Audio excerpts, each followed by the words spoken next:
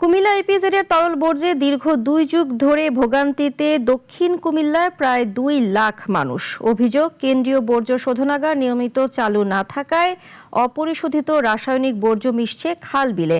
এতে ক্ষতিগ্রস্ত হচ্ছে কৃষি ও মৎস্য সম্পদ, বাড়ছে স্বাস্থ্য ঝুঁকি।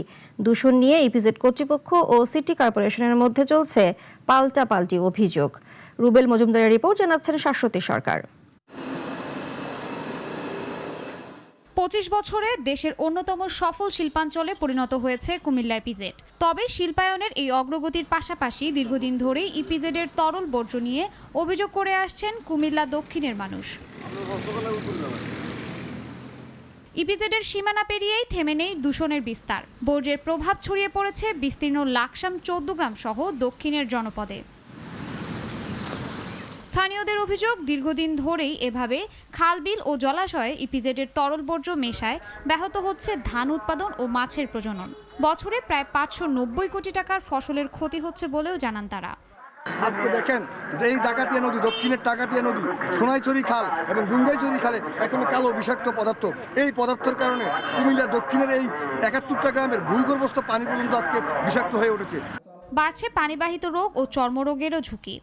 এদের অনেকগুলো কেমিক্যাল আছে, এই কেমিক্যালগুলো যখন নাকি শ্বাসতন্ত্রের মাধ্যমে যায় বা কোনোভাবে শরীরে লাগে বা অথবা কেটে যায়, সেই ক্ষেত্রে এক ধরনের সমস্যা সৃষ্টি করতে পারে। দীর্ঘদিনের এই সংকটের সমাধান চেয়ে বিভিন্ন সময় সংশ্লিষ্ট কর্তৃপক্ষের কাছে অভিযোগ জানিয়েছেন স্থানীয়রা, কিন্তু ইপিজেড ও সিটি কর্পোরেশনের মধ্যে চলছে পাল্টাপাল্টি দোষারোপ। বিষয়টি নিয়ে সিটি কর্পোরেশনকে লিখিতভাবে জানিয়েছে পরিবেশ অধিদপ্তর। একই সঙ্গে ইপিজেডের বর্জ্য শোধনাগারের কার্যক্রমও মনিটরিং করা হচ্ছে বলে জানান এই কর্মকর্তা। খাল খনন করলে এবং ঠিকমতো নিষ্কাশন ব্যবস্থায় যদি সিটি কর্পোরেশন ব্যবস্থা করে এই এসটিপি বসায়, তাহলে এই সমস্যা থেকে সমাধান হওয়া যাবে। অন্যদিকে ইপিজেডের বর্জ্য পরিশোধন না করে অপরিশোধিত তরল রাসায়নিক বর্জ্য খালে ছেড়ে দেওয়ার অভিযোগ তুলেছেন কুমিল্লা সিটি কর্পোরেশনের প্রশাসক। ইপিজেডের যে বর্জ্যগুলো, যেটা পানি নিষ্কাশনের যে ব্যবস্থাটা, এটা কিন্তু একটা ওদের মেশিনারিজ আছে যে এগুলো তারা রিসাইক্লিং করে ফ্রেশ করে পানিটাকে ডেলিভারি দেওয়া। ওনাদের যে রিসাইক্লিংয়ের যে সরঞ্জামাদি, যা মেশিনারিজ বা যে প্লান্ট আছে, এটা তারা ব্যবহার করে না। তবে ইপিজেড কর্তৃপক্ষের বক্তব্য ভিন্ন। নগরের চরথা এলাকা থেকে ইপিজেডের ভেতর দিয়ে সিটি কর্পোরেশনের একটি ড্রেন গেছে। তাদের দাবি, সিটি কর্পোরেশনের বর্জ্য ব্যবস্থাপনার যথাযথ ব্যবস্থা না থাকায় ড্রেনের পানি ইপিজেডের কেন্দ্রীয় বর্জ্য শোধনাগার থেকে বের হওয়া পানির সঙ্গে মিশে একই খালে প্রবাহিত হচ্ছে। পরিবেশ রক্ষায় কেন্দ্রীয় বর্জ্য শোধনাগারে একাধিক বিশেষ টিম সার্বক্ষণিক রিয়েল টাইম মনিটরিং করে বলেও দাবি ইপিজেড কর্তৃপক্ষের। যে কুমিল্লা ইপিজেডের যে সেন্ট্রালি টিপি আছে, এই সেন্ট্রালি টিপি থেকে যে ওয়েস্ট ওয়াটারটা পাস হচ্ছে, এটা পরিবেশ অধিদপ্তরের সম্পূর্ণ নিয়মকানুন প্যারামিটারগুলো বজায় রেখেই পাস হচ্ছে।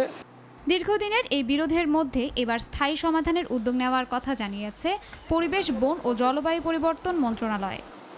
একটা কোর্টের রায়, যেমন সরকারের 3টা ভাগ আছে, যদি জুডিশিয়ারি বা বিচার বিভাগ কোর্টের মাধ্যমে একটা রায় দেয়, সেই রায় বাস্তবায়ন করাই তো আমার কর্তব্য। আমার তো অন্য কোনো পথ নাই।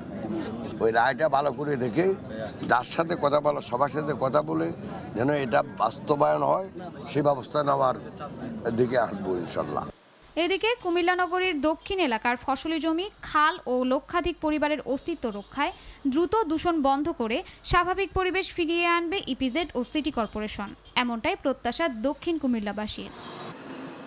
শাশ্বতী সরকার, নাগরিক।